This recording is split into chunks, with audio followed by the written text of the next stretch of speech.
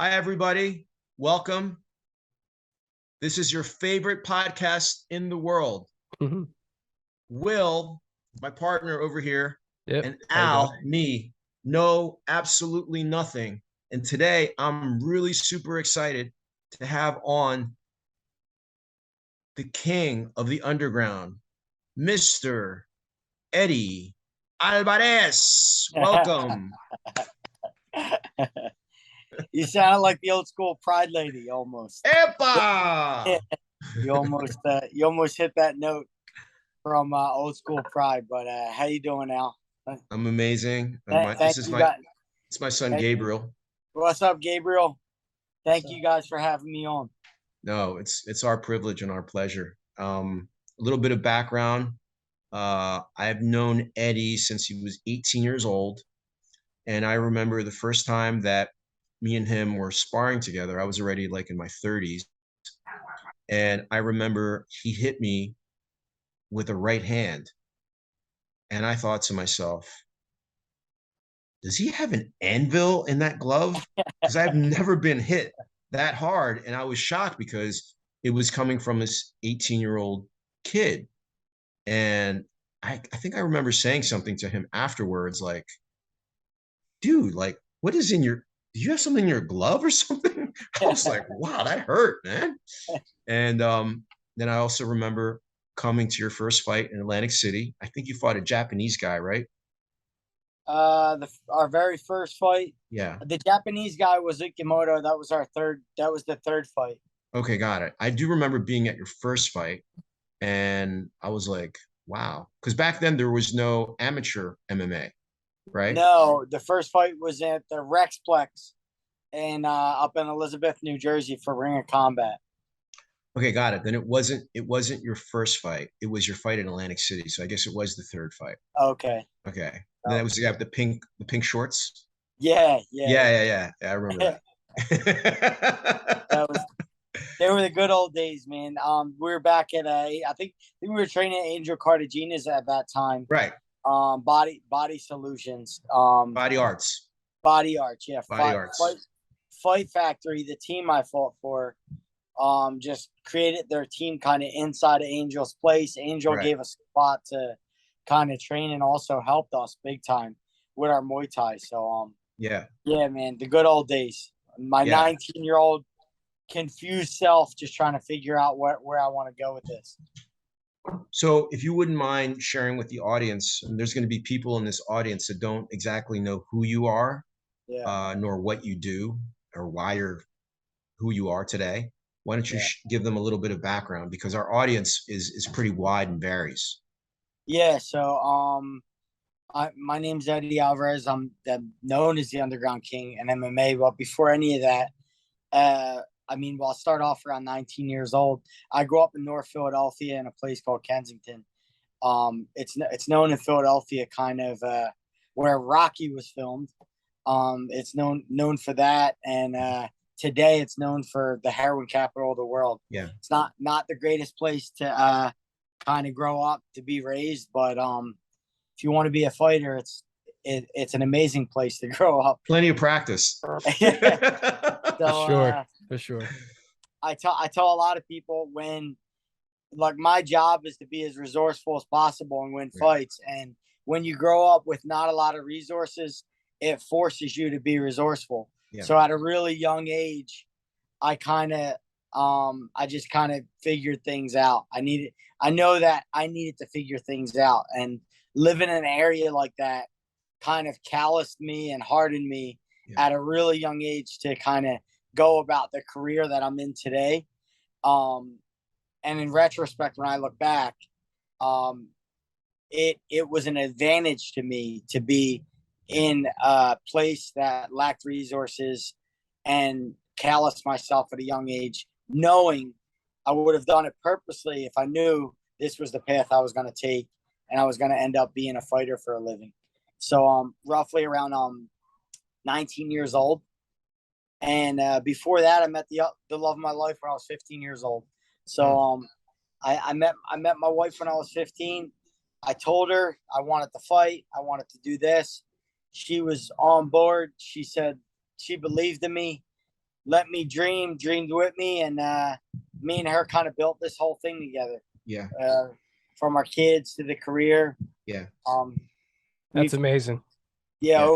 over the past 2 decades, we've traveled the world. We have 4 children. Yeah. And we work as a team, man. We do everything together, and we've been blessed over and over and over.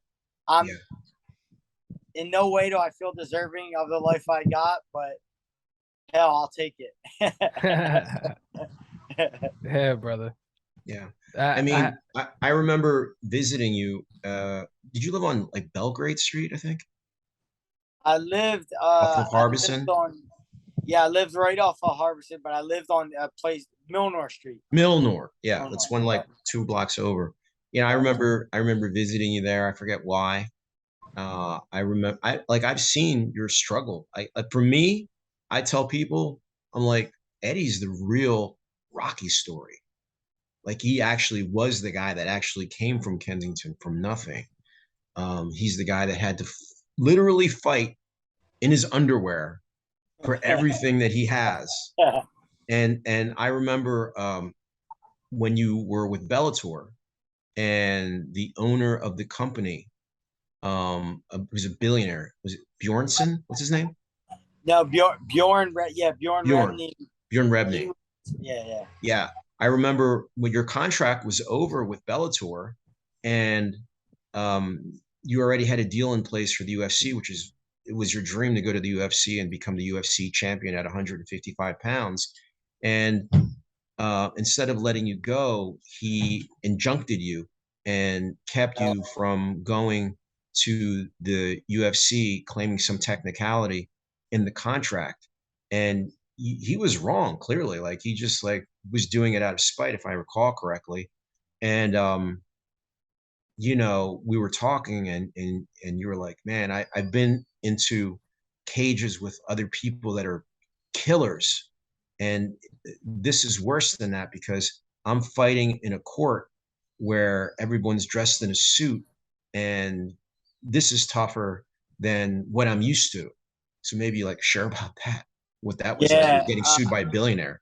That's fun. That's funny to remember that. It was such a it was such a challenging part of my life because like I remember saying that to you, like at least I know the guy I'm fighting, he wants to beat me up, and he trained. I know it's consensual, but when a lot of these suits put their arm around you and call you family and you're my brother, and then they work to exploit you behind the scenes, that's difficult to know.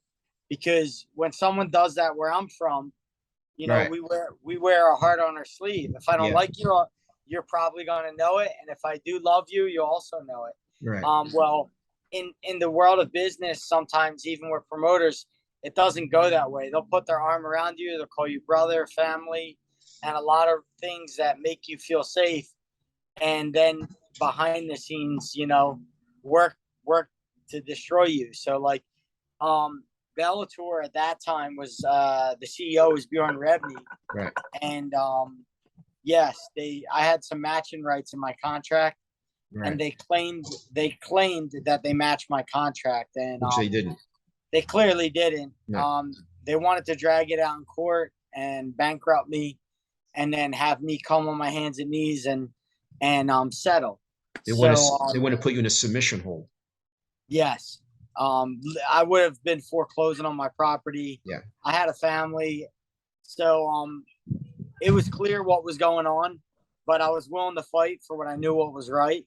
Mm-hmm. And that's kind of what we did. We just fought. We fought tooth and nail. It killed a year and a half of my fight career in my prime. Yeah.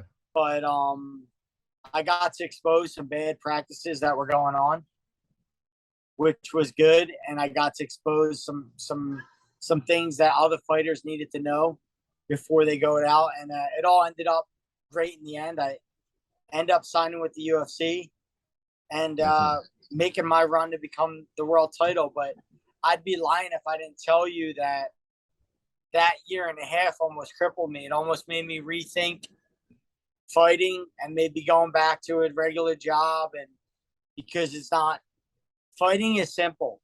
I mean, for me to get in a cage and fight someone, that is very simple. That's the simplest thing I can do. Yeah. When you talk about the business side of this, it's very complicated.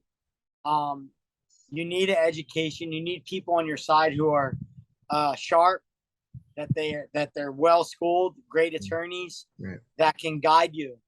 And at that time, I didn't necessarily have that.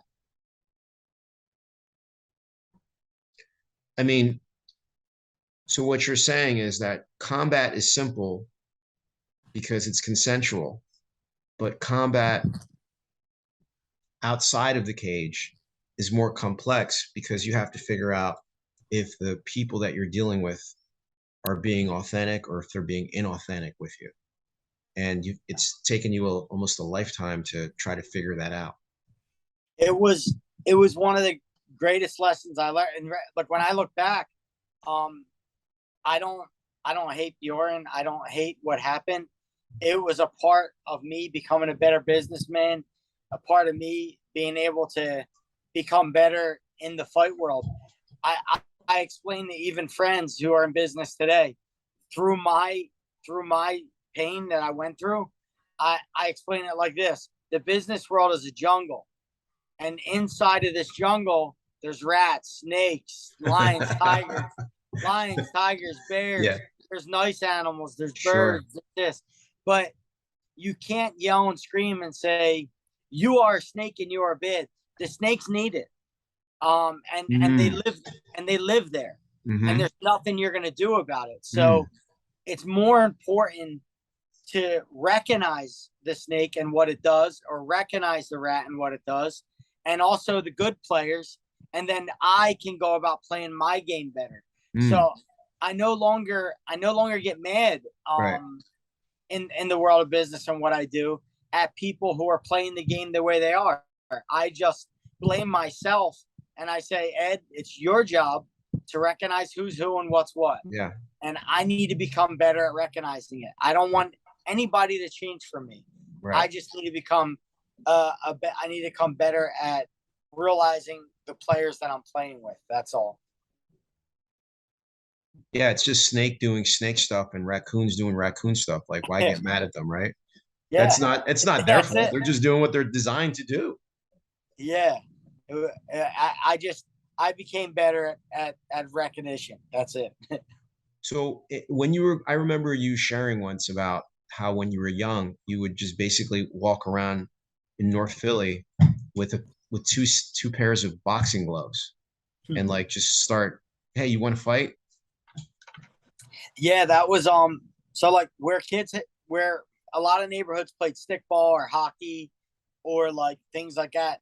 In Kensington, where I grew up, most of the kids on the street were a part of a boxing gym. There was Front Street Boxing Gym. Right. There was Ramblers. There was Harrogate.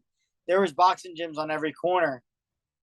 Like I said, it's where Rocky was filmed, so that had a huge impression on the area. And so I would often go down the street with my gloves, with two sets of gloves, and knock for friends. And I get a no, and then finally I get a yes. And then we would fight right on the street. Right. And the only breaks in nobody was keeping Cars. time. We'd break when a car would come. A car, yeah. Then we'd it's go like right back at like it. street hockey, but with punching each other in the face. That's it. And if we didn't have gloves, a lot of times we'd slap box. So okay, if nobody had gloves, we would challenge each other to slap box. So. He knows all about He knows all about slap boxing because one of his friends from down the street. How tall is he? 6'3". He's 14. He's 6'3". What does he weigh? About 250. It's like 6'3", 250 pounds. And this guy over here thinks it's a good idea to slap box with him.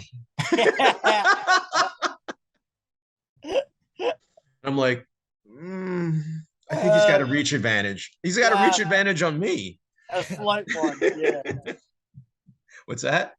Yeah, slight reach advantage. Only a little bit. Yeah. But you got the speed, dog. You gotta He get does that have the speed. speed. He does. He does. Oh, and Gabe, you're going down the camera here.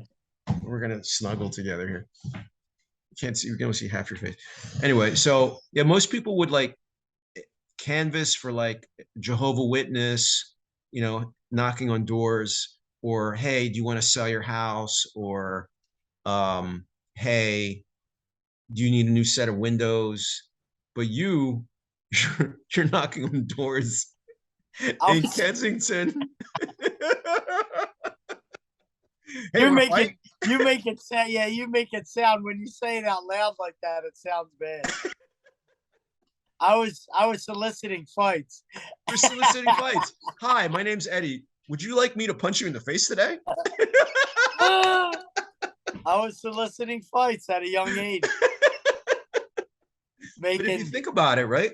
Like that's like you sort of bought yourself to where you're at today, even from the time you were young. Like, how did you really know? At what point? How old were you when you're like, hey, I can do this at an elite level. I can do this for a living. Like I'm better than like most people. Yeah, so like as a kid, I was inspired by the Ninja Turtles, Karate Kid, Rocky. Like you name all these Ninja Turtles had a huge impact on me at a young age. They were all combat. It was the stories where you work hard, you be disciplined, and then you make the walk of courage to go out and compete, put it all on the line, and then see what you're made of. And then at the end of the day, the good guy always won. That's kind of sort of, that was the theme I grew up with, and that's kind of what I aspired to be. So at a young age, I started competing in sports like track, basketball, football, and then I found wrestling in high school, and that's that's really what did it for me. Wrestling, I fell in love with what wrestling gave to me. It taught me to suffer at a young age. It taught me to suffer, but I had a lot of good connected to that suffering, where I would suffer and then achieve, and then suffer and then achieve. And then I realized that like there was no success that I could not achieve if I as long as I was willing to suffer greatly. So the more I suffered, the more I realized I can achieve.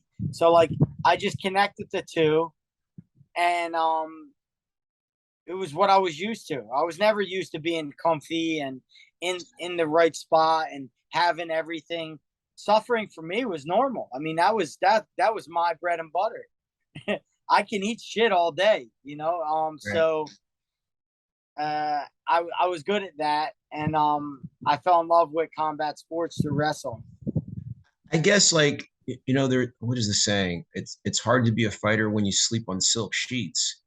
Wasn't it in a way easier when you had nothing to fight, as opposed to I had an overwhelming advantage over everyone that I fought, and it was an advantage that in my childhood I seen as a disadvantage. Right.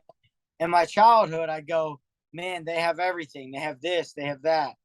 Well, there wasn't a single thing that I didn't have to work my ass off for, which calloused me and strengthened me.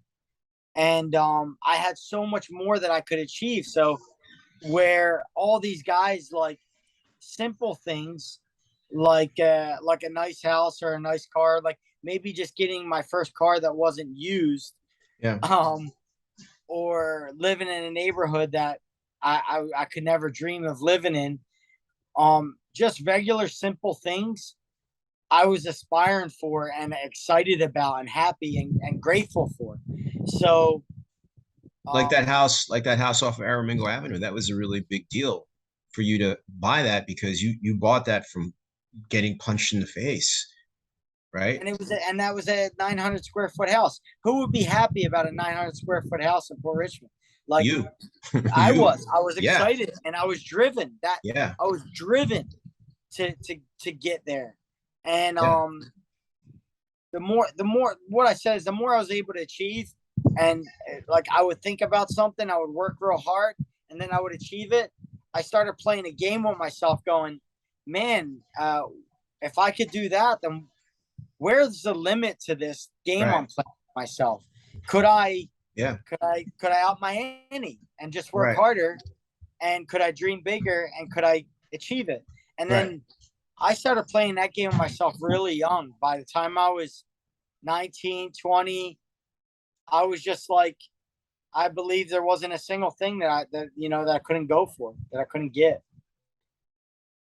Yeah, I've never had an experience of you where I saw you ever like kind of down, or like doubting yourself or anything like that. The only experience I've ever had of you when you were that way was already deep into your career, when you were being like we just talked about, when you were being sued, because then that took you out of your game. That put you into a federal courthouse, which is a totally different game than an MMA cage, where you had to rely on somebody else to fight for you, because you knew that you attained and you achieved everything that you worked for using your own body, right? And not having to rely on a lawyer to fight your battle for you. Yeah, you put it really good. As long as I was in control, and I blame myself on most things. Like, I feel like I can control most things. That was one thing where I felt helpless. Like, I felt absolutely helpless. Like, I couldn't work hard enough. I couldn't do anything to get me out of this situation. So that was a helpless point in my life. And yeah. What year was that in? I want to say around 2014, 2015. Yeah. Not long ago, No. Right before Trump got in office. Yep. Yeah. Not long ago. Yeah. And I guess you also found out who your friends were and who they weren't. You do. You definitely do. Bad spots do that. You know what I mean? You have a lot of friends when you're in good situations. Yeah. But like I said, I blame myself for that as well. Like, yeah, of course. If I'm keeping bad friends, I'm just not recognizing who's around me. You know what I mean? So, my wife just walked in the room and she goes, "Amen, amen to that." Want to say hi, buddy? She's right here. She wants to say hello. How you doing? Hi, Eddie. How are you? Good seeing you. Been a long time. Been a very long time. Not for us. We see you on TV. Yeah. Hi, Will. How are you? All right, let's keep. Hey, how you doing? Okay. Keep it going. So I have myself muted, by the way. I had a bunch of dogs barking in the background, so you guys keep doing. Yeah, us too. We locked them upstairs. So Eddie, what would you say was like your favorite fight ever? Like the most like, wow, that's my favorite. Well, the one of the coolest fights that kind of come to mind was me versus Justin Gaethje. Yeah, that was epic. We kind of grew a relationship on the Ultimate Fighter show, which was like about 6 weeks long. We filmed together, and we got to challenge each other. That we made some cash bets during the filming of the show. We had fun with that. I got to kind of know who he was. Yeah. I learned a lot from watching Justin, like not just about his approach into fighting, kind of how he fights. Kind of learned about him a little bit. And he was a weird puzzle to dissect. Like, he was a tough puzzle to dissect because of how willing he was to put himself in harm's way. Like you. Yeah. Yeah, it was like fighting yourself in a way. That's sort of what it was like. It's like, what would it be like to fight me, and how would I stop me, or how would I mitigate taking damage from me? And that's why we put the name on the fight. Who this will be the most violent man in the world. Oh, that's right. Whoever wins this fight will be crowned the most violent. So yeah, that was a fun one because it was so back and forth. It required so much like patience on my part, deep breathing through damage and suffering, like in the actual fight itself, but also the studying him and figuring out the puzzle of how I'm going to fight him. It takes a lot of courage to fight a guy like that correctly. You have to go into the fire. And a lot of times you'll have a game plan, but during the fight, you just can't sum up the courage to go for it. And this is one of them fights where I was naked out there, completely vulnerable. I took a lot of damage, and I just felt at one point I was no longer thinking. It was just all instinctual, and I felt free.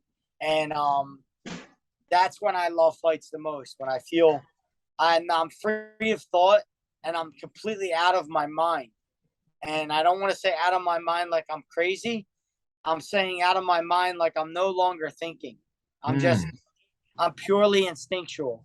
And this is the greatest part of fighting. And if you are a fighter and you do fight, I think the best movements and the best way to fight is to just be out of your mind and trust your instincts and just believe in what you got. And that was one of the fights where I was able to kind of exercise that and do that.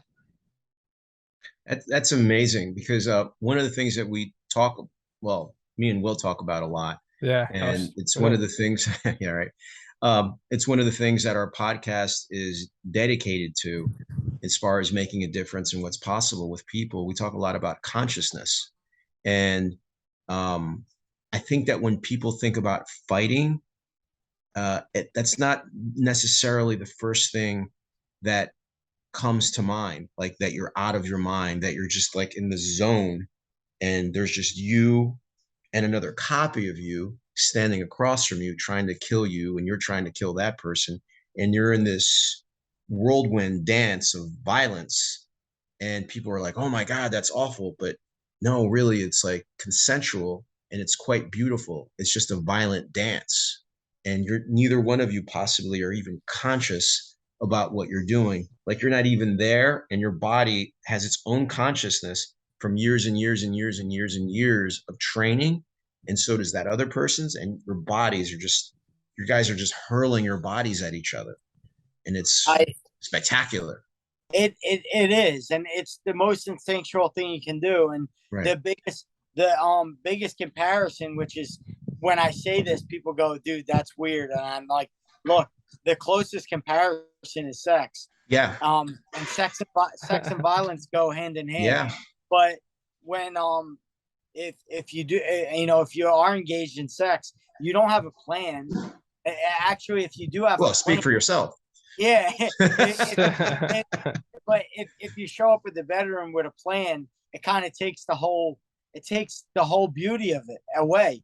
Yeah. It's a feel, it's a feel, it's an instinct, and that you're engaged in. And the less of a plan you have, the better it is. And fighting is sort of the same way. It's, if you make it purely instinctual, take the thinking and all the thought out and just be free, that's when it takes its best form. And that's when the audience watching goes, holy shit, I love watching this guy.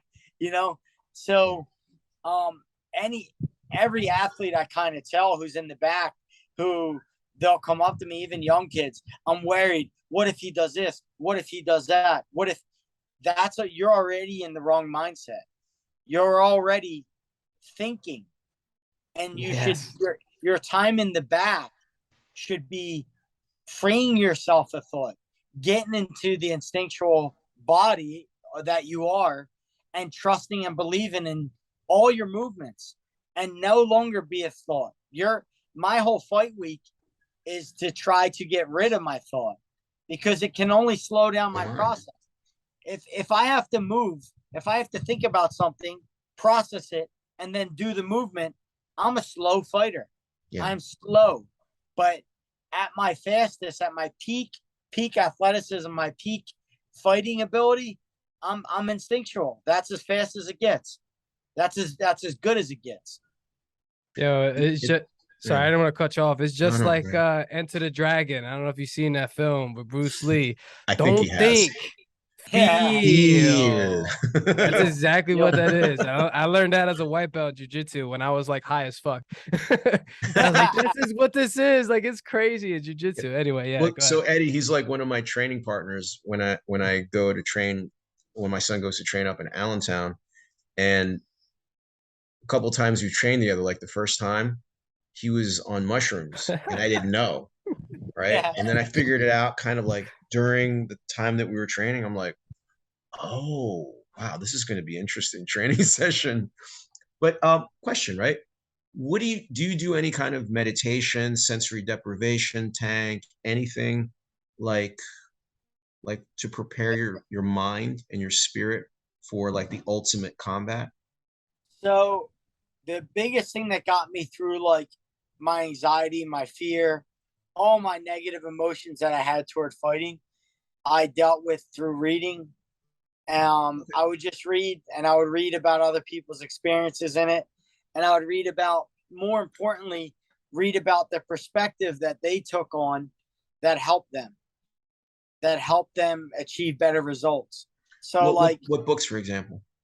Just if we have any young fighters listening. Can't hurt me. No, I'm kidding. What?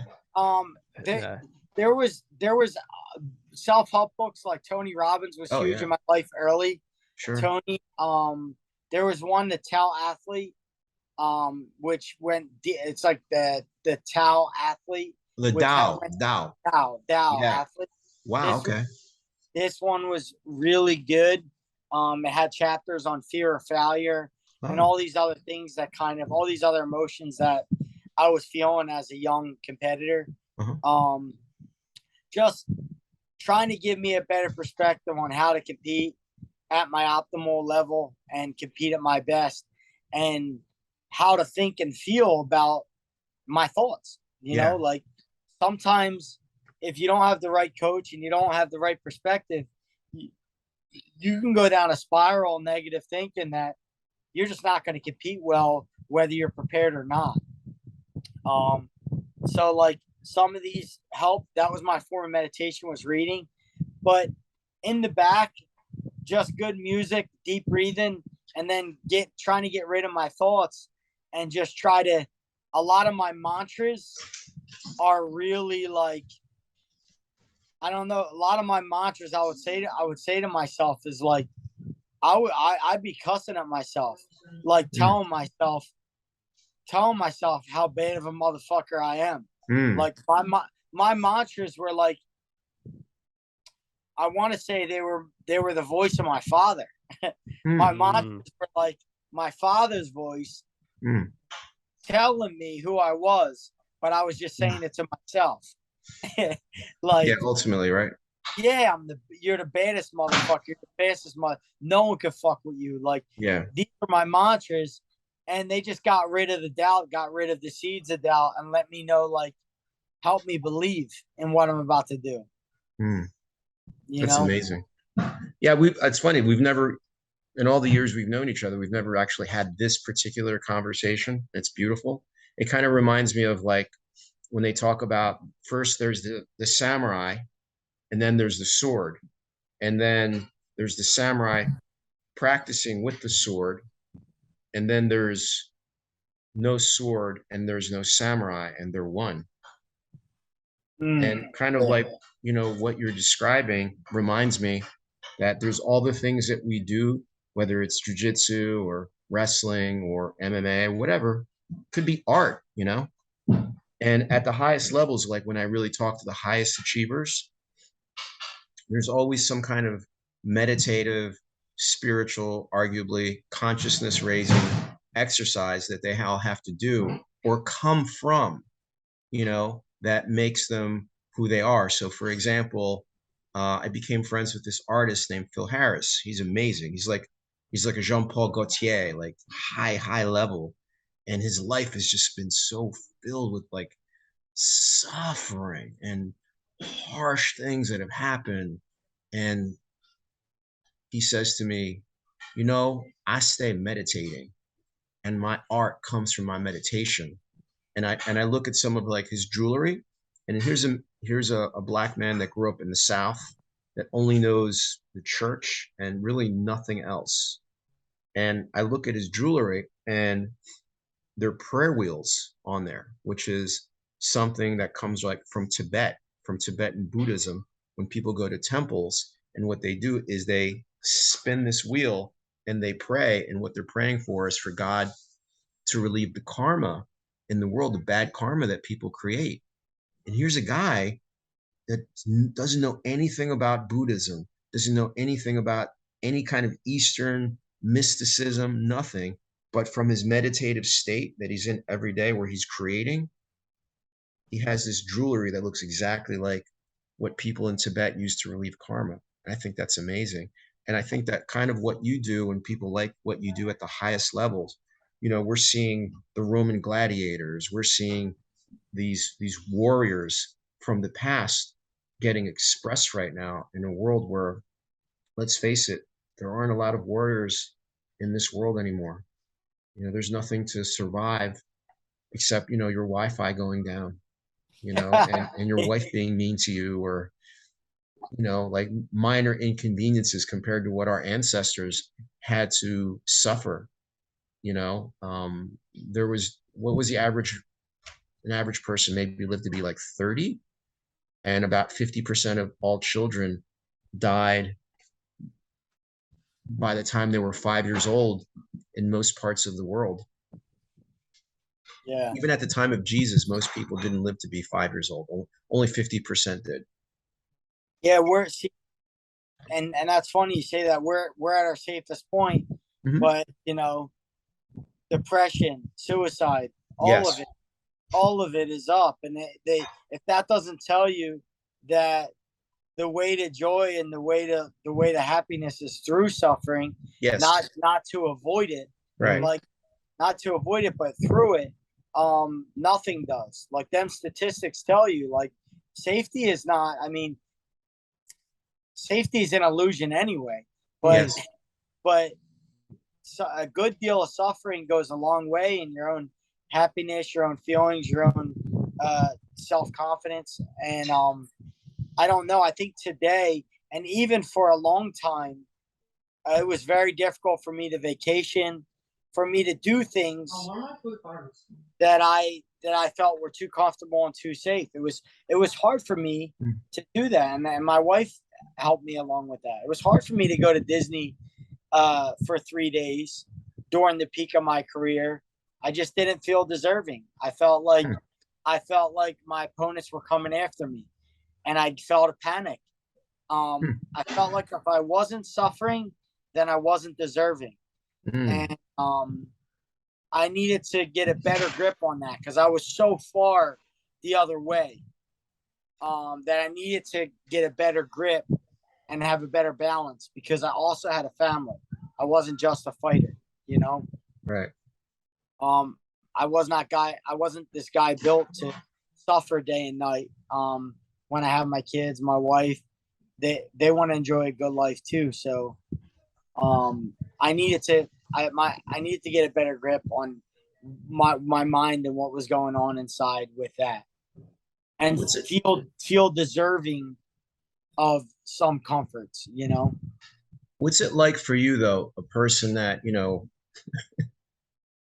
was soliciting people in the Badlands of Philadelphia, knocking on doors when you were a little kid, offering to punch people in the face and be punched in the face, and not have any hard feelings, to now raise a family? You have 3 children? Four, sorry. Is it 3 boys, 1 girl, correct? Yeah. And what are the ages again? 17, 14, 12, and 7. Okay, got it. So they're growing up in such a different world with so many different privileges that when you were growing up, you could never even imagine having yourself, let alone being able to provide for other human beings. Like, and they get upset over their Wi-Fi going down, or they get upset over a comment. a comment. Oh, you hurt Yeah. my feelings. And like, Yeah. you're like, I used to knock on doors and punch people in the face, you know, like, so how is that like land for you as a father and as a husband, like given, you know, the amount of suffering that you know, you've needed to overcome to be one of the elite fighters in the world? Because like for kids, I think kids situations, they are what they are. They don't define them until I didn't define my situation as bad until I got older. My situation just was what it was. Mm. I didn't know anything else. So for me to say to you at 8 years old or 10 years old, hey, this is a bad situation. This is the situation. That's all it is. Everyone else that is in my neighborhood and around me are experiencing the same thing. So for me, it wasn't bad. I didn't realize that it was dangerous and bad, and maybe it was a little less until I got older and I got to see what everybody else had and what everybody else was dealing with. So, my kids deal with the same thing on the other end. So, like, they don't know their situation is great. They don't know it's privileged or anything. Their situation just is what it is. Uh-huh. It's important for me as a parent that I have strong principles in my house, and that is irregardless of money, privilege, or anything. There are certain principles, manners, Respect being one of them, being hardworking, keeping your own. Like, there's certain principles that me and my wife apply that they transcend any economic value. Like whether you're poor, I don't care if you're poor, rich, privileged, or whatever. These are the principles, and this is how you're gonna live. So, I think more parents need to be strong at home, not think so much about their money or economic situation or whether they're doing good, bad, or whatever, and really focus on just strong principles. You know, a foundation of faith for your children, things that like make good human beings. Forget about privilege or money, or just help create and build good human beings. And that's how I run my household. Nothing changes. Like, I was raised a certain way. My wife was raised a certain way. I don't care how much money I make. You're always going to have manners. You're always going to be quiet when adults are talking. You're going to say, excuse me, if you want to chip in, and you're always going to respect every adult you go with. Like, there's just these kind of things. It doesn't matter.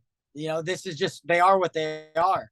And that's how I run my house. I mean, and that's how I think most parents should be stronger. And wait a minute, you run the house? You sure? Yeah. I bet if I talked to your wife, she'd have a different point of view. Mr. MMA King, come over here. I want to talk to you. No, but I mean, also, like, one thing that's never really lost on me is that most human beings, would rather, like, the number one fear most human beings have is speaking in public. The number two fear human beings have is dying. So speaking in public is number one. And so then I say, okay, wait a minute. Speaking in public, then death. How about fighting in public on television in your underwear with 4-ounce gloves? Where would that rate? Above speaking? Because that's violence and expression, right? And it's an ultimate game of chicken, because one small move to the left or to the right and you're unconscious, right? Or you're in a submission hold or whatever. But, you know, like, what is that? Like, that for me, that's like amazing that, you know, we have the courage to do something like that. So maybe you could expand on that a little bit. I think it's a practice, and it's not a one event thing. I think as in the lead up to a fight, you have to bury yourself every day. You have to bury your old self every day. So my Wednesday self, my Thursday self is different from my Wednesday self and my Tuesday self. So I'm getting used to, and I'm practicing burying the old me. So by the time I get to the fight, I walk out completely vulnerable and willing to bury myself again. Willing, whatever that self is, whatever the saying, the old adage, thy will be done. I am completely surrendering and saying, whatever I got, I got. And my whatever happens in this event, I'm burying who I was, and this is my new self, good or bad. But I also, the beauty, if I lose, I get to bury that the following day.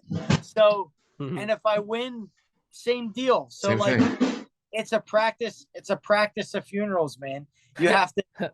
You can Beautiful. never be complacent with who you were. You're gonna bury your old self and say, you might try to paint me in a corner and say I was that loser you seen on Tuesday, but it's Wednesday today, and I'm no longer him. And people will go, dude, you're crazy. You are that loser. It just happened. I'll go, no, that's not who I am. I'm always becoming. Always. I'm always becoming. You can never paint me in a corner and tell me who I am. Beautiful. I'm always becoming. And that needs to be approached as a martial artist. There is no other approach. That has to be the approach. Just constantly shedding your skin, bro. That's awesome. Great wisdom right there. Amazing. Will, do you have any questions? Oh man, he overwhelms me with a lot of wisdom, man, and I'm just amazed by how martial artists in general, they just get this. We are like moving wisdom, like you mentioned it earlier. You said we're like swords. We're like swords, and then we become one with the sword as we are samurai. The body is the sword, the mind is the samurai, whatever. The heart and the mind is samurai. And for it's just Eddie's perspective, everything he went through from that hard. I don't know if that was the worst thing you've been through, Eddie, with that case in 2015. With what is that called? The court case. The court case. If that was your, I looked at that as your final boss fight before realizing after that after that I could do anything. You just finished the game and like that, the hardest boss, and now you're not scared of any boss fight. You know that you still have other boss fights to go to against, but you have the heart and the mind to just pull through it because you are burying yourself constantly, so it doesn't bother you. And that right there is called being present. You know, you're burying the past. The past does not exist. And that's spirituality. We always talk about that, being present. So that's just amazing that you're learning these things without getting into the spiritual realm and talking, being present, be here now. You're like literally doing that with your martial arts. And I just wanted to say that because that's, again, I'm always baffled by martial artists that preach wisdom like this. And you know, I have no other questions. I mean, well, some people, our last podcast, right? It was with a person that does what's called integrative therapy. She does mushroom journeys. She does heart journeys with MDA. And one of the things that we were talking about is that some people naturally, I concur, I assert that some people have like just natural testosterone. Like they've never lifted a weight in their life and they're shredded and they're muscular. And some people also, I believe, have high levels of DMT that are almost like psychedelic, you know, and they just have this presence. They have this way of being. They just have this it factor. You know, maybe they're movie stars, you know, or maybe they're artists, or maybe they're MMA fighters. You know, and they're just a natural, and no one had to teach them anything. They just have this instinct and this way of being, and they embrace suffering. And they're extremely wise and charismatic and very present. And to them, it's just like normal. Like, well, of course I am. Like, how could it be any other way? Right? I don't know. Yeah. And you might be one of those people. Yeah, maybe so.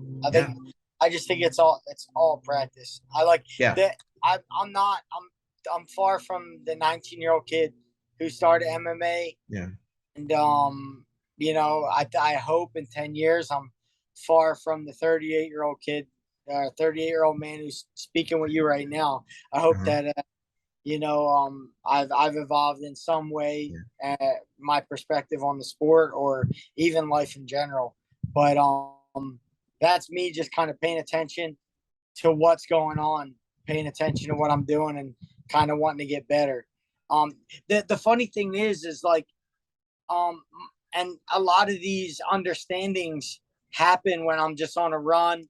Like I run, but when I run, I don't listen to headphones, because I found that like a lot of really good breakthroughs and understandings that I've had on runs, like while I was suffering. So like I hear a lot of people who take psychedelics to do drugs, they have some breakthroughs and understandings that change their whole lives. Yeah. And I can only relate to that because I've never done any kind of anything in my whole life. I never done anything. So the only thing I can compare it to is when I'm on these runs and I'm in my suffering and kind of push through it, but my mind's going, I have these breakthroughs and understandings. And I was having that one in particular when I was talking about burying yourself, having the courage to consistently bury yourself. The biggest thing to overcome in that's easier said than done, because society doesn't want you to do that. They want to define you, paint you in a corner, and say, no, you are the guy, you are the champion who won last week. No, you are the loser who lost last week. Right. Or you are the failure who failed last week. Right. And that makes it easier for them to paint a broad stroke, put you in a corner, and say that's what you are. But I found that, man, I have unlimited power if I just don't let you define me. And I just say to you, no, that was, whether you're calling me good or not, I can't accept it. Whether it's champion or failure, I can't accept either one, because if I accept either one, that means, you know, that means that I stop becoming, that I'm complacent with the guy you told me I was. So like, good or bad, you know, it's easy to say, oh, you call me a champion? Yeah, I am a champion, you know, but that also means I'm going to let you call me a failure. I'm going to believe it, you know? So I just try not to be convinced of what people think about me either way, and just focus on who I want to become, you know, tomorrow or the next day. It sounds like you're practicing being nobody. Nobody. I'm nobody. Yeah. I am nobody. And you don't allow yourself to get stuck in being somebody. I do. I'm guilty. I'm human. Okay. I'm human. It happens, but I need to recognize it when it happens. And don't let it. I can't let it stop me from being better tomorrow, or at least making that walk tomorrow and being courageous tomorrow. Beautiful. Yeah, this is not where I thought the conversation was going to go, but I'm so happy that it is. Isn't it surprising, Will? It's surprising. Yeah, honestly, Eddie, like I watched you fight, and I'll be really honest. I watch fighters and I appreciate what they do, and I don't know how they think beyond the you know, when they're in the octagon, they're just fighting, and I'm just like, you hear their mouths talking on the mics and the post fight, whatever, but you don't get to hear this. The way you're speaking wisdom, bro. And it's like, you are so human to me. And it just, it lifts me up to think that how many other people are the same way, like Donald Cerrone and other fighters that have the same kind of wisdom, because you went through the fire, bro. Like something I would be scared to do. You know what I mean? Like you went up to people's houses at 9. Me at 9 years old, I would close that door, and you, Eddie, no, Eddie, I'm good. I'm playing my game, bro. I'm playing my video games. You stay out there with that crazy shit. But now, as a 33-year-old, I would be like, I want to fight. You know what I mean? Because it's just until you taste his right hand. Well, yeah, I'm not talking about like actually till he knocks me out. I'm talking about like sparring, like play nice with me, Eddie. But the collapsing the mind part, man, is like something I learned from David Goggins, and it's a book that I read from David Goggins. Can't Hurt Me. I made a joke earlier about that, because literally that's what you're going through. You experience all these things, and you're like, you can't hurt me, because that previous Eddie's dead. I'm what I'm doing right now. Like, go ahead, keep doing whatever you're doing. I'm moving forward. And like I said, that amazes me. So props to you, brother. My hat's off to you, man. That's amazing. I appreciate it. Thank you. It sounds like you're as a fighter, you're constantly having to recreate yourself every day. It's like Groundhog's Day, right? You get up, you have your ritual, you prepare yourself, and you come from that place.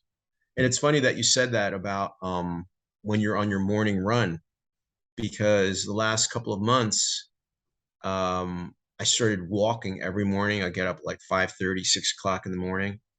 And at first it was like, like I have to, because I made a commitment. But now I can't wait to go to the woods, go to the park, and maybe take my dog, maybe not.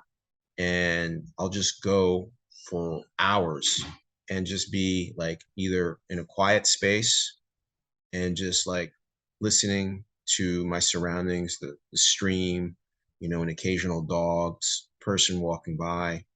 But it's very, very quiet, very, very peaceful. And I was listening to a video this morning, and I discovered that not on purpose, I just discovered that I've been doing this thing called quantum walking, where basically it's a walking meditation and you get yourself into a higher vibratory state, and it almost feels like you're out of your body, and it's allowing you to create outside of yourself what you want yourself to look like here in this dimension. And I get very creative around think of like opportunities for business and conversations I want to have with certain people. I think this morning I was creating this conversation with you, it's about creating yourself in a future, right? And I didn't know I was doing that on purpose, but now I'm like, oh, okay. So when you brought up the whole thing about taking a run and you're suffering and the whole world of that, I was like, oh yeah, I get it. So like maybe like every time that you run, do you run like every day? Not every day, no. Okay. How many days a week are you running?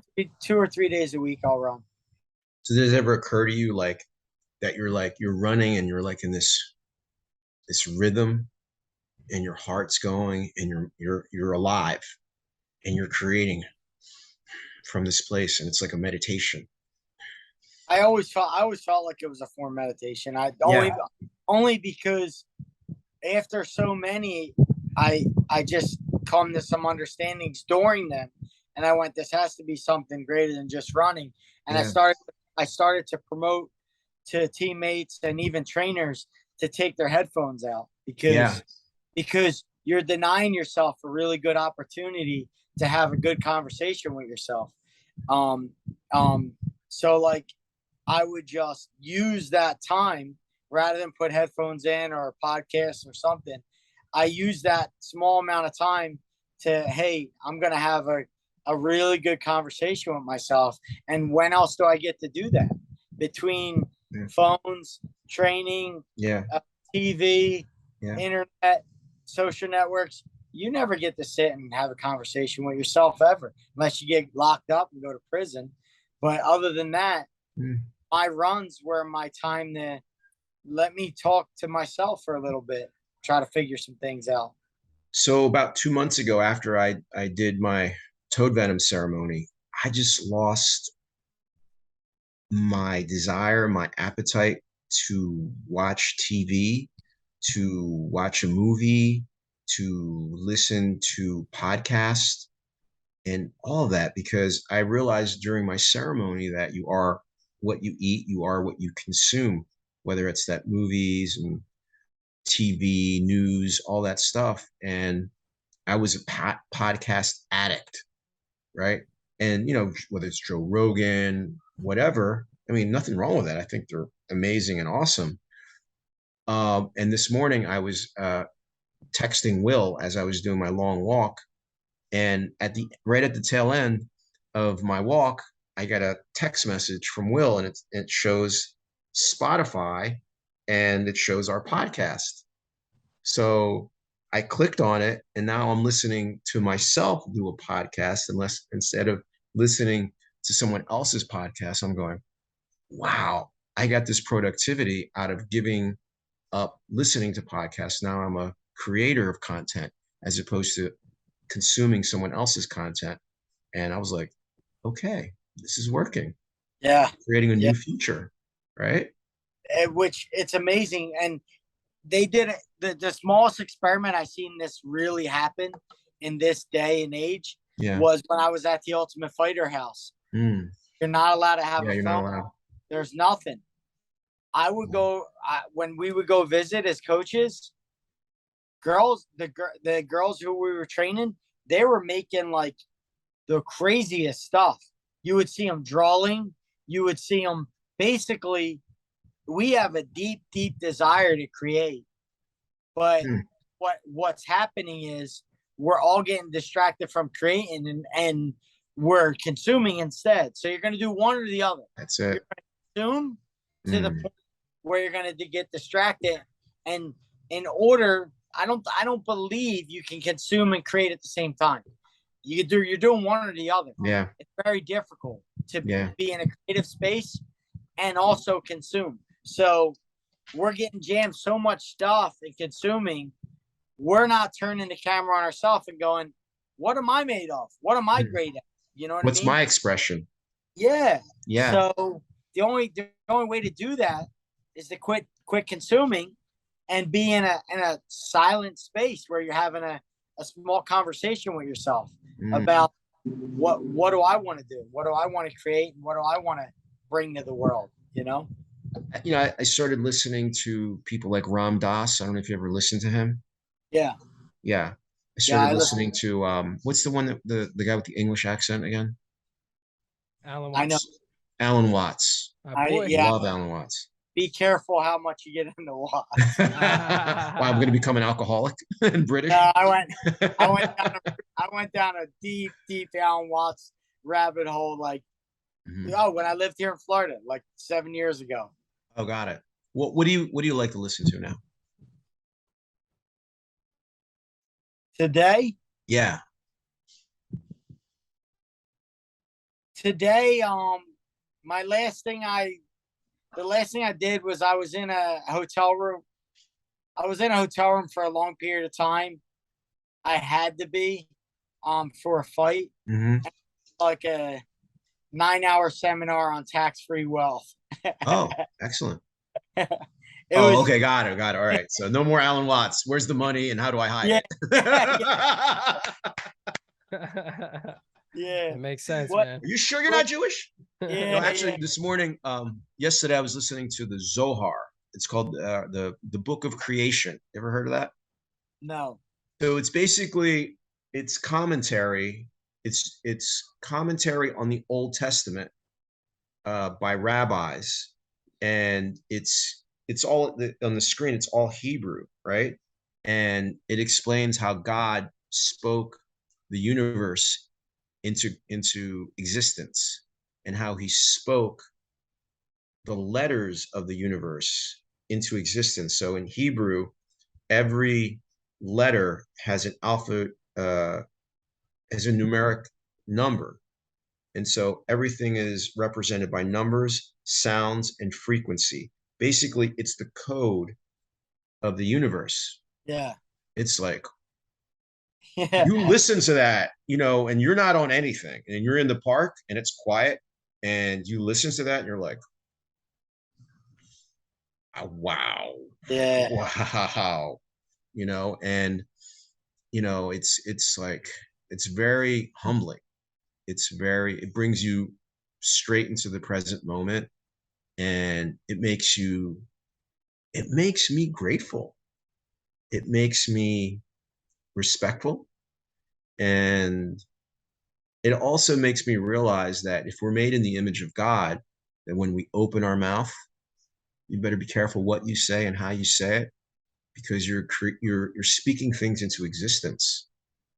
You're manifesting. And that's a lot of what you're talking about. Like, you've manifested this Rocky story that you lived into existence, bro. It's fascinating. Yeah. I mean, that's it's good because a lot of it has to do with what I consumed, right? I consumed Ninja Turtles. I consumed Karate Kid, Rocky, and I consumed a whole lot of what my dad told me about how great I am. Really? How fast I am, how strong I am, how, you know, like, I think, and I had a lot of good men around me growing up, well, you know, who inspired me and mentored me and helped me, you know. You were very close to your wrestling coach, right? Yeah. You're still close to him? Yeah. Bill, I was close to Bill Hunter. Bill Hunter was like, you know, a second father to us. Always checked up on us in the neighborhood, making sure we weren't getting in trouble. And he, you know, when I didn't show up with like dues for like wrestling and things, I didn't know till after high school, but he paid a lot of things for me that I didn't even know, you know, never even spoke about it. You know what I mean? Never said a word to me about it. Well, I knew wrestling was like a big influence on you because when I first met you, I remember you being at the gym, still talking about some wrestling match you either won or lost while you were already still doing MMA and fighting. And I was like, wow, he's still holding on to that, huh? Yeah. Like that's how important that was for you. Yeah. It molded me for sure. Yeah. So what's the new future that Eddie Alvarez, the king of the underground, the human being, the father, the husband, the entrepreneur is up to creating, up to manifesting? So like I look at myself and I think I have a few more competitive years, maybe 2 more competitive years of fighting. Yeah. But I've already been building a real estate company outside of that over the past decade or so, you know, investments. I have some commercial properties, I have some residential, I have some Airbnbs, things like that. So like kind of building that in the business world.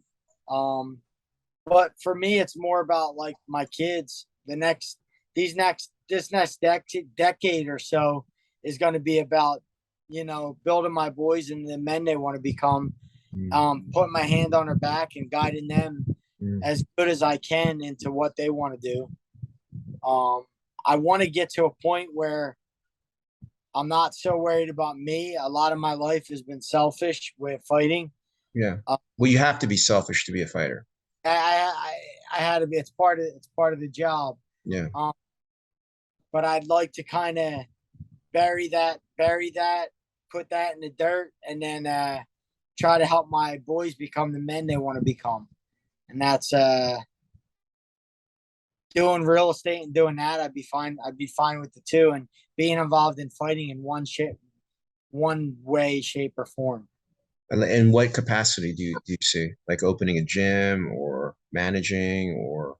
No, I don't know if I ever have a gym, but like consulting or working with a promotion in general, like a larger promotion. Even speaking about fighting, breaking down fights, the commentating side, things like that. Like I enjoy it. I'm a fan of the sport. I love watching it, and I know enough about it to speak on it. Where the public should listen. You also just mentioned prior to the interview starting that you just created a partnership with a company that does online gambling. Yeah, so Parks Casino. Parks, right? We've done a deal already last year, and it went really well. And I think we're gonna get together again this year. And it's basically the Bet Parks app. They're building their online gaming, and I'll be a huge part of that. We're gonna probably get some podcasting and do some really cool, fun stuff. Create some content for them. That's awesome. It's you're living this life that is so, like, even in the MMA world, right? That's highly competitive and exciting. Like you've lived this roller coaster of a career and had arguably some of the most epic fights, whether they're in the UFC, Bellator, um, in Russia. Like I remember seeing you fought in front of Vladimir Putin. Yeah. Like, what was that like?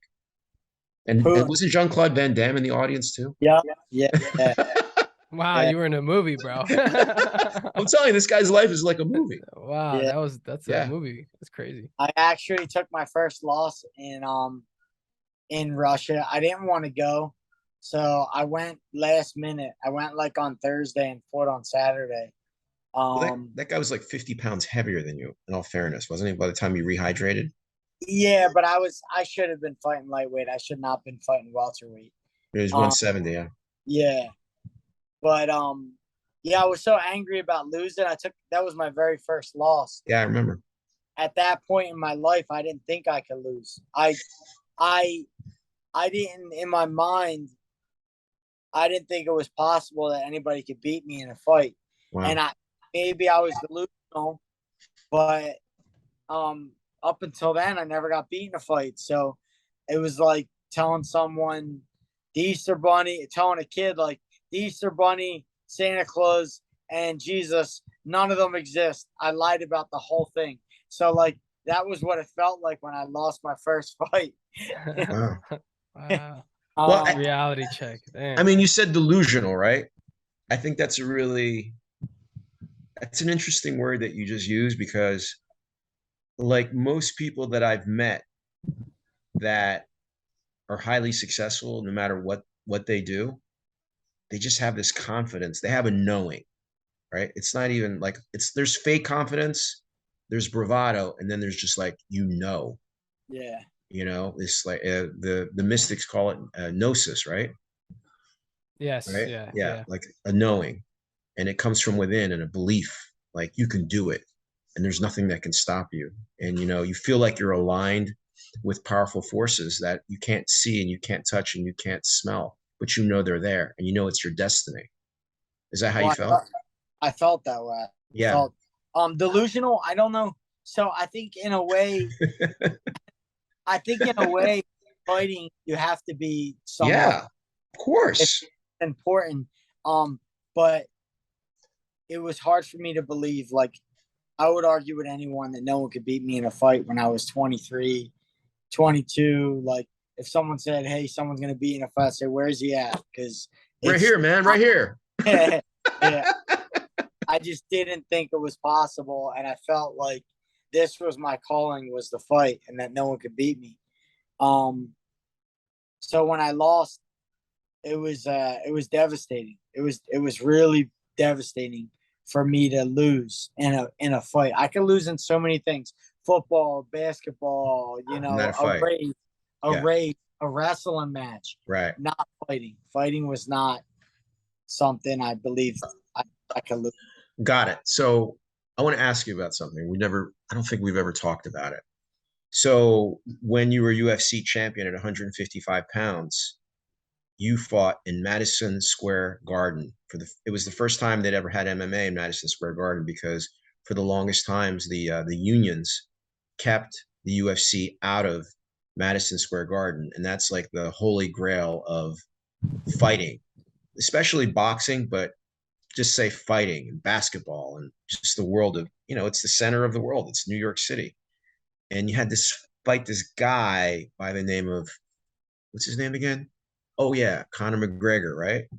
And that's another guy that felt like he could not lose either at that point in time. Yeah. Right. So what was that like for you?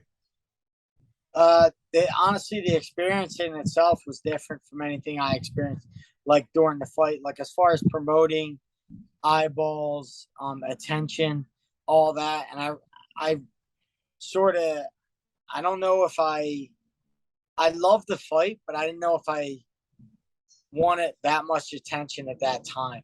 Yeah. It was an odd time, like as far as that, but the fight week in general was fun. I didn't take anything too serious. We were drawing back and forth, trying to build up the entertainment part of the fights. I don't take anything personal. I truly believe whoever I'm fighting, I'm going to beat. They also believe that. I respect your belief. You respect mine, but figure this out. And until one of us win, we're not going to agree. So it's going to look like we're fighting with each other. Fighting is a negotiation. Yeah. Yeah. Right.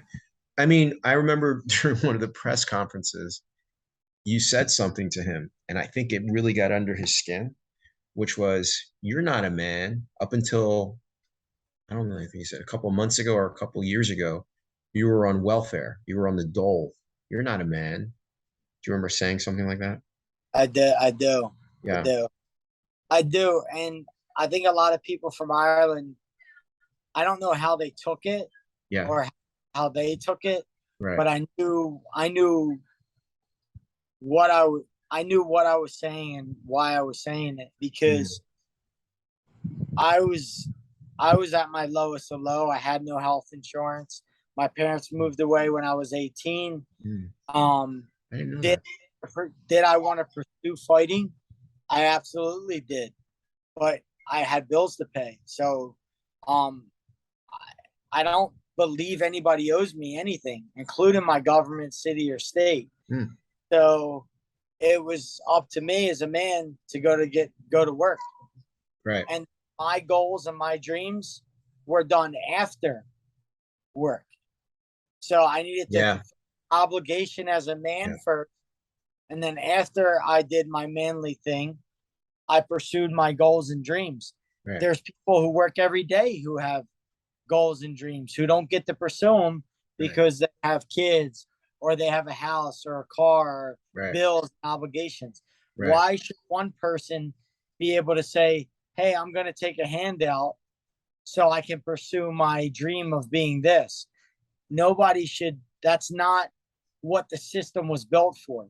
The system was built for the truly needy, mothers, single mothers, children, things of that sort, not men who have the ability to work, who can work, who decide not to, so they want to pursue a dream. That's not why the system was created. At least the American one. I don't know what the one in Ireland. Yeah, it's probably a little different. It's a little bit different mindset. I remember when you first started training at Fight Factory, and correct me if I'm wrong, you laid all day. You would lay concrete, is that right? And do construction? Yeah. So how many hours a day? Like what time did you leave the house in the morning? I woke up around 5:30. I was at my boss's house by around 6 something, and we were done our job by like 3. And then I trained. Then I'd get home, get a shower, and then I would train after concrete. And often I would train do a night session as well. Yeah, no, you came at night. Like you would train from, I don't know, 5 to 9 or 6 to 9, something like that. Yeah. Right. But you didn't come to Body Arts first. You used to go to Steve's house, right? Yep. How did you guys meet? I met Steve in Frankfurt, in Philadelphia. I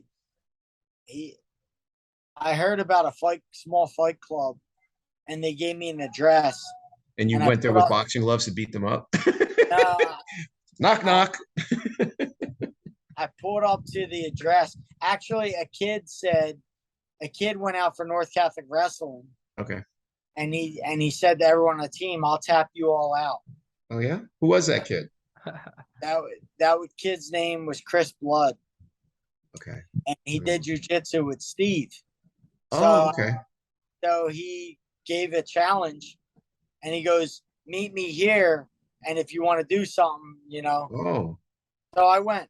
I got in my car. I think it was after wrestling. I showed up to the house, and you went down like the cellar. Right. The Bilko doors. Bilko doors. Yeah. I walked down the steps, and I was in a basement in a cellar, and there was 4 guys there training. And Steve, the guy Pierre, Joe Pfeiffer, Joe Pfeiffer Senior, and that guy Chris. Them 4. and we just all trained together. So this was like 2000? 2001, 2002. Right. Okay. Yeah. Right around 9/11. Yeah. Yep. Yeah. I remember being with my jiu-jitsu coach, Steve Maxwell, on 9/11 because I was downtown at a federal building for a real estate auction. And when the second plane hit, they evacuated the building and everybody went into panic mode. And I was already downtown and there was nobody around. So I just decided to drive over to Maxercise and everybody was there freaking out. And I saw my jiu-jitsu coach. He goes, "Are you scared?" I go, "No." He goes, "You want to train?" "Sure." "You got your gi?" "Yeah."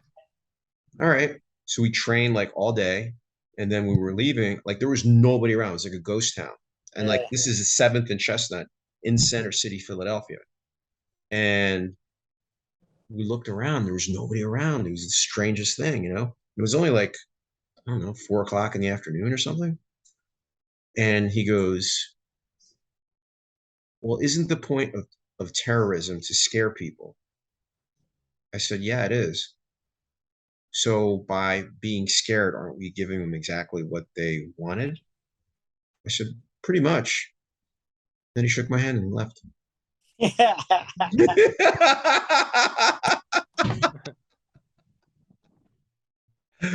I love Steve. I want to have him on the podcast. He's amazing. Yeah. He's a different kind of cat. Yeah. Really different kind of cat. But then again, so are you. Yeah. So are you, and so was he. Me and Steve we were young. We were close in age. We weren't that far apart. He took me under his wing and helped me get my start in this sport. And he taught me a shitload, man. And we had a great time training together, fighting together, all of it. You know, I owe a lot. Yeah, I still talk to him all the time, and I want to have him on the podcast because he's a super interesting person. You know, I think people have a misconception of fighters and martial artists. They think of us as they're like dumb and slow and brooding and angry and you know, but you know, like when you talk to Steve, like he's an amazing artist and he's an intellectual and he can talk about any subject. And so, you know, it's that whole thing around like the samurai, you know, people have this perception that the samurai were just like these violent, brooding people, but the literal translation of samurai, I didn't know. What do you guys think what samurai means? I'll ask you guys. I totally forgot. So go ahead. Do you know, Eddie? What, peacekeeper? No, ironically, right? No, all samurai means is servants. Servant. Yeah. And jujitsu is the gentle art. Meanwhile, perception is like the opposite, right? Or around fighting. And you know, these samurai not only harden themselves on the battlefield and practice meditation and all sorts of different kinds of art. You know, they did poetry. They were amazing. You know, but we have this misperception of some of the baddest people on earth. Same with like Shaolin monks. You know. Yeah. Yeah. So I don't have any questions on my end, but because he answered all my questions, I had questions like any advice for young fighters working their way up, and he answered with all that he answered. His experiences answered for himself. So yeah, thank you guys. Thanks for having me. Thank you, Eddie. Thank you for sharing. I appreciate it. Awesome. I'll see you in the funny papers. All right, brothers. Bye. Till next time.